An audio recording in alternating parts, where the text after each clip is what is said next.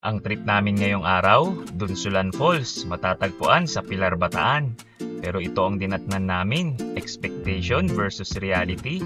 Pero wag mag-alala dahil palaging may plan B at marami pang magagandang pasyalan at kainan sa bayan ng Bataan. Nariyan ang Balanga City Plaza na parang malaro mag-vibe at bumili ng masarap na tuyong Bataan. At mag-almusal sa Plaza Brew at mag-lunch sa Mares Kitchen. At pamakyat sa Mount Samat sa Pilar, Bataan. Ka-trip, tara, trip tayo sa Bataan. Tara, trip tayo.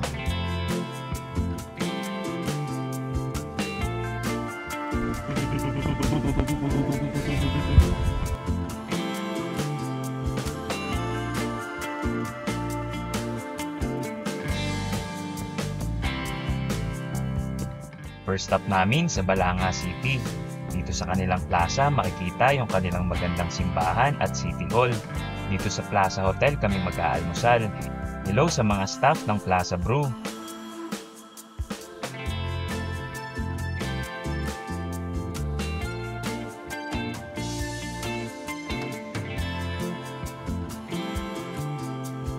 Sharing is caring yung almusal namin para tipid. Bago kami umalis, nakita namin ang Zumba community ng Balanga City.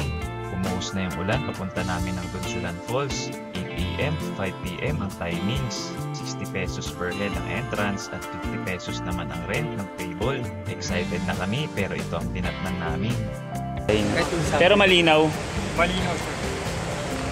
Kasi sir, kaya ganyan siya po kasi may ginagawa po dyan kami papunta naman. Ang labas niya po.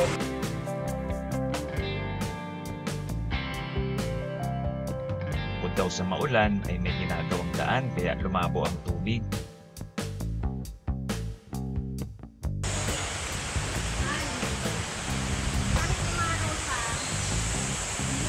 Hindi.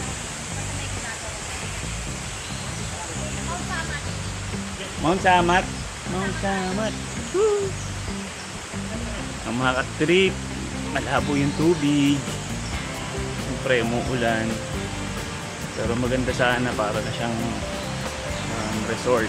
Maganda sana ng ano ngayon, ng weather, umulan tapos suminto. Kaso malabo yung falls.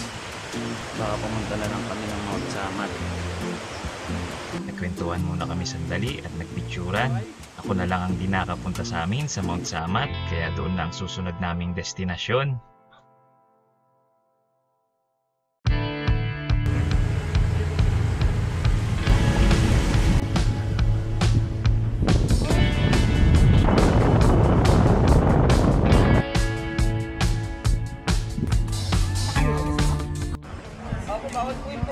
Good morning, kalsada po kayo paakyat. Kuhanin mo lang muna yung aso. Ay, tubig uses lang po pwedeng dalhin, hindi po allowed pagkain. No TikTok, no Zumba po, no smoking kahit vape po. 800 meters, 1 hour and 10 minutes walk. Sir, yung drone hindi po allowed. Sir, yung drone hindi po allowed. Hindi pa. Military shrine po kasi po. Ay, ganun po. Kailangan po muna ng permit sa Department of National Defense. Depends. Ano masus? Kaya tayo nagpunta rito, alam mo. Diba? Dapat ganito eh. Tayo niyo ako dyan. Wait lang.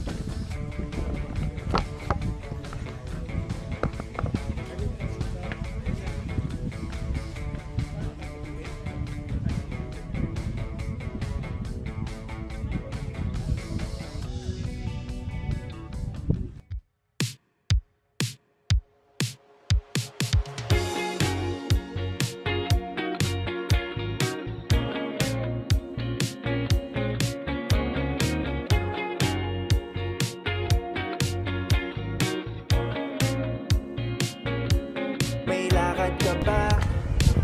Ang baril nila nun. Kung wala, tara, samahan mo naman. Ako maglakad sa Dalampasi.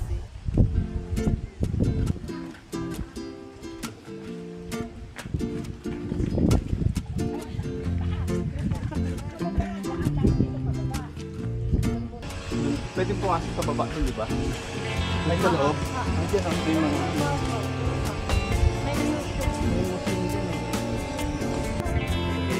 Welcome to Mount Samat.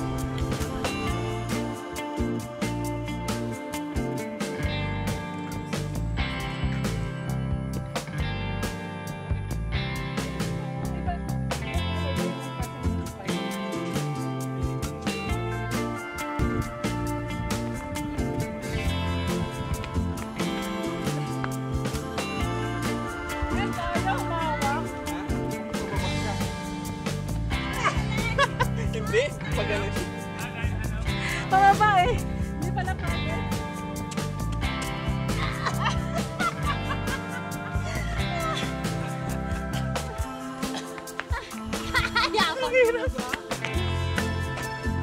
Hirap na. Ayan mga kapatid, nandito na tayo sa cross ng Mount Samat.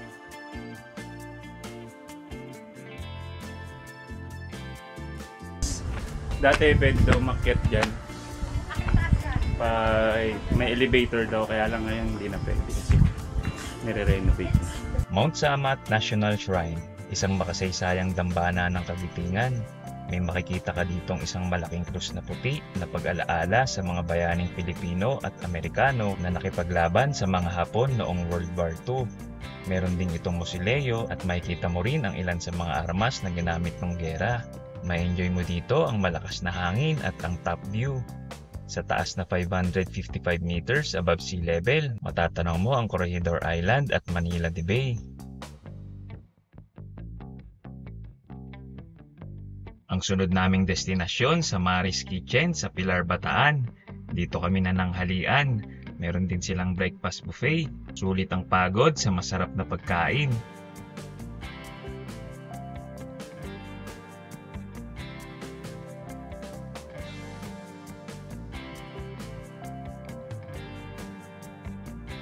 Pagkatapos nito ay dumiretso kami sa Balanga City Public Market. Dito kami namili ng masarap na tuyo at tinapa at mga kakanin.